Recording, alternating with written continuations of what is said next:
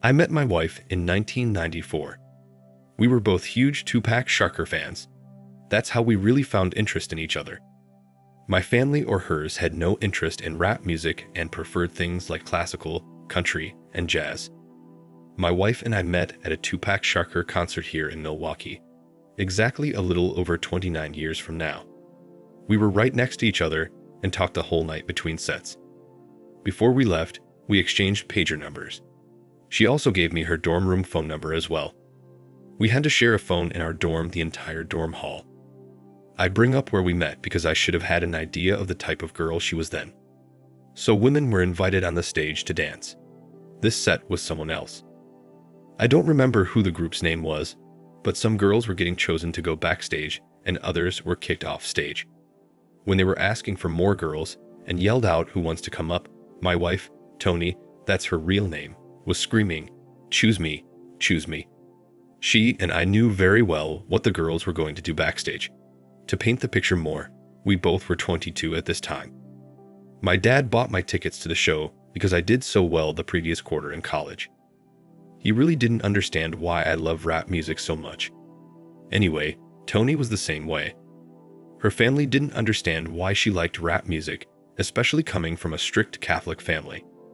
She was also in college as well at the time. So she never got chosen to join the other lucky girls on the stage that danced and pulled their shirts up, flashing the crowd. I like women, but I went there to listen to good music, so when Pac came on, it was all music, and I enjoyed every moment.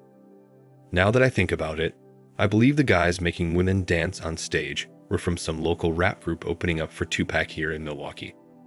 Anyway, she and I would talk occasionally until we arranged a date. Her school was less than an hour from mine, so driving wasn't too terrible. Our first date was at Ponderosa, and I bring this up because this should have been a red flag also. She gave me a BJ in the bathroom stall. Luckily, we were there when it wasn't too busy and people were not that many around. But my thoughts were, does she do this a lot? Of course, after she did it, she told me to consider myself lucky, that she doesn't do this for everyone. I stayed at her dorm that night. I had to sneak in, and we both skipped classes the following day and got it in for the entire day. She was an animal, and me being a young 22-year-old, I felt like I was on cloud 9. I went home after, thinking I've had the time of my life and also wondering what if she was just a loose woman. That's what we call 304s back then, or hussies. Anyway, she paged me the next day, and when I called, she told me how much she missed me and she could see herself settling down with me. But I told her let's not let how we feel about each other get in the way of our studies. Before I could finish, she cursed me out and said I was just like the rest of them, and that she knew I wasn't different. I told her to hold on that I liked her, but she said, "F you. I'm so sick of being treated like a whore," and she hung up. I tried calling her back, but she never answered. A week went by, and I didn't hear from her. I thought maybe I should page her, and I did. I went back to chill in my dorm room. She paged me back 30 minutes later and told me to call. I ran out to use the one phone that we all had, and someone's using it. I asked the guy if I could use the phone. The guy, an ex-roommate of mine, told me to chill off.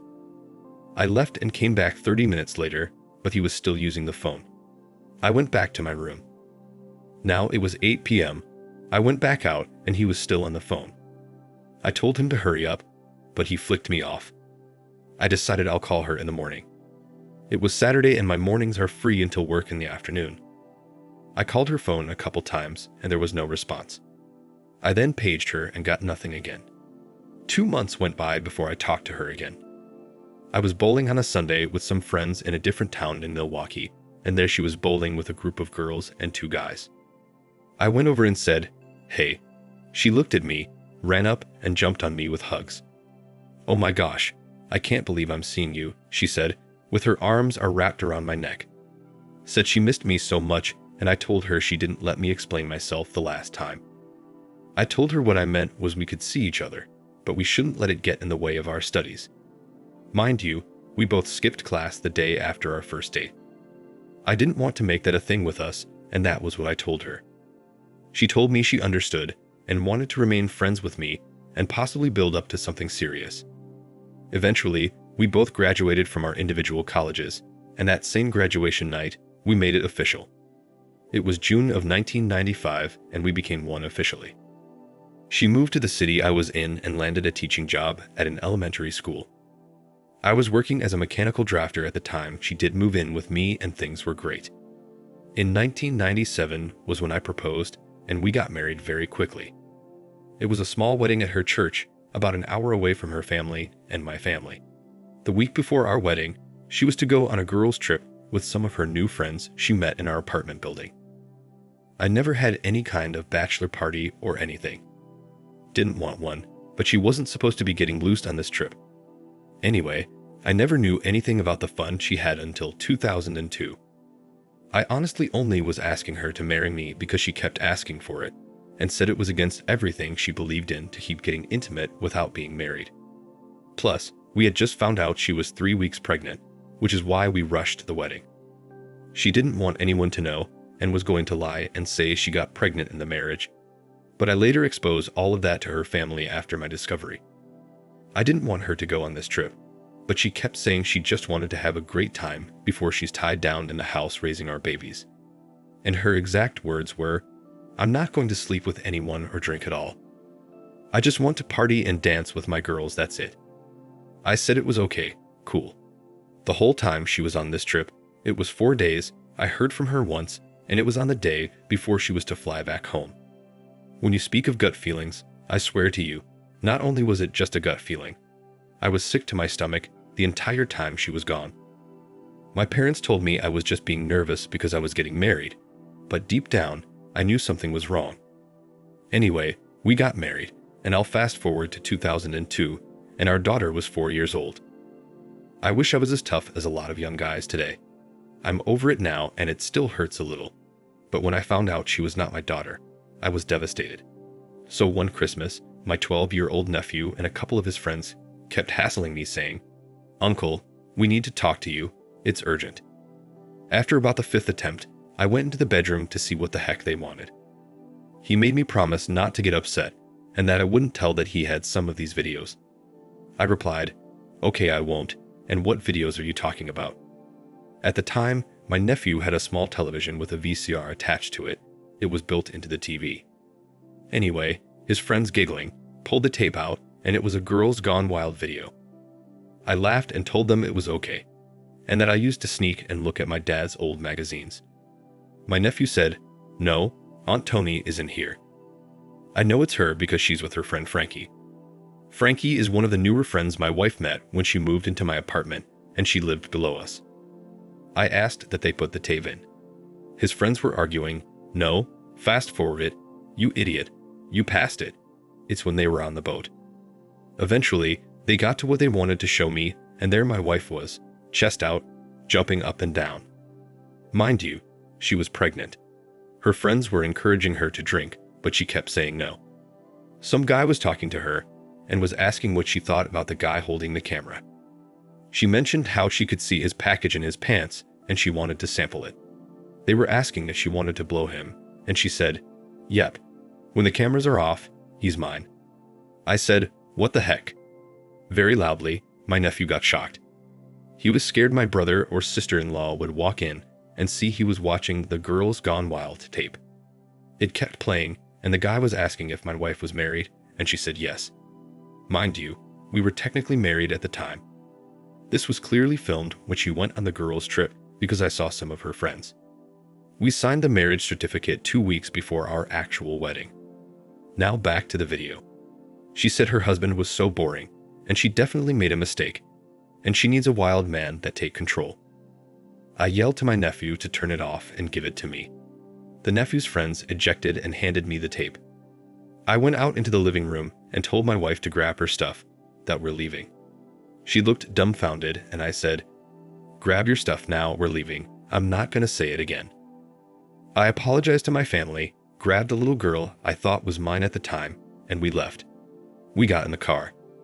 I told her what I had in my hand, and she acted as if she had no idea what I was talking about, that she'd never heard of such a thing, and of course, she wouldn't be in a video acting like that.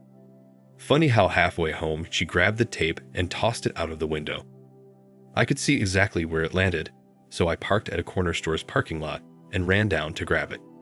I got back to the car and my wife was crying and the child was sleeping. I asked why she was crying and told her if she's not the one in the video, then all this will be over soon. I was certain it was her, but with her continuous denial, I was beginning to doubt myself. Anyway, we got home and she went to put the baby to bed. She was supposed to come back out so we could see the video together to determine if she was the one in it or not, but I didn't hear from her anymore. I found the part where she was talking about blowing the camera guy, so I went back to the room and she was in bed sleeping with the baby. I woke her up and told her that I knew she wasn't sleeping. She started crying and getting loud, trying to purposely wake the baby. I told her to watch the tape with me so we can prove she was not the one in it so this all could be over, and that if she doesn't come out, I will be filing for divorce. She came out and sat on the couch. I played the tape and it was clearly her. Same hairstyle, voice, everything. She was still denying it wasn't her. I just stared at her and told her she has got to be kidding me. I rewind and played it again, letting it play through where she was saying all those craps, but still she denied. I said, "But look there, it's your friend Frankie and Cassandra trying to get you to drink." She said, "Oh wow, that is Frankie and so-so person." I said, "Yeah, and that's you telling a total stranger that you will blow him after the camera is turned off." She started crying. "Honey, I'm so sorry. I don't know what I was thinking. They made me do it. It was just for the camera. I was only acting. Honey, please, let's just go to bed and forget about this." I grabbed my jacket and keys and I left. My next move was to get a lawyer and get the child DNA tested to see if she was truly mine. I went back to my brother's place and told them about the tape and everything, and I made him promise not to get upset with his son, my nephew, for having the tape, because we used to do the same while we were his age, except it was just magazines. I stayed with a buddy of mine, Russell. We worked together previously, and we were still good buds. During my time there, I went out every day for a week to find a divorce lawyer. I finally found one and I told him that I needed to get my daughter DNA tested legally without my wife's consent because she made it clear to me that I was not going to DNA test her kid. That was a fight, and it took the judge to force her to allow it. Now, check this out. Initially, the judge said no because I already signed a birth certificate. I don't know what my lawyer said to him behind closed doors, but my lawyer did talk to the judge after that, and the judge then permitted it, which I'm glad he did. We took the test, and when the result was out, the child was not mine. We had to take a second test because my wife swore it was a lie and the test result was fake. Guess who had to pay for it again? Myself. I alerted her family about why I was divorcing their daughter and told them she was already pregnant before we got married, which was why we rushed the wedding, and that she lied about everything. I gave them the DNA test results and left. So we found out that the father was actually Frankie's boyfriend, my wife's close friend, who was our neighbor. We came to find out that Frankie and my wife had a huge fallout over this. My wife was sleeping with our neighbor's boyfriend when she moved in earlier with me, and demanded I marry her after she discovered she was pregnant with his baby, and continued to smile in her friend's face as well. The woman I married was a horrible woman. I was notified by mail that the divorce was finalized. My ex-wife called me that same day and was asking if we could meet up and talk. She went, "Hey, I'm sure you got your letter too, huh?" I knew exactly what she was talking about. With a huge smile on my face, I said, "Yep, I sure did." She went, "None of this feels real. Crazy how one mistake can ruin a marriage." I responded, "One mistake. Even if it was just that one thing, that's enough to end a marriage." She continued, "So Sarah, her daughter, Sarah's father doesn't want anything to do with me or her, and I'm gonna have to raise her alone." I told her, "All right. Well, good luck," and I hung up. Did she expect me to go running back to her? Ridiculous. Thank you for watching. Like, comment, and subscribe if you enjoyed the video. Until next time, I'll see you again. Take care.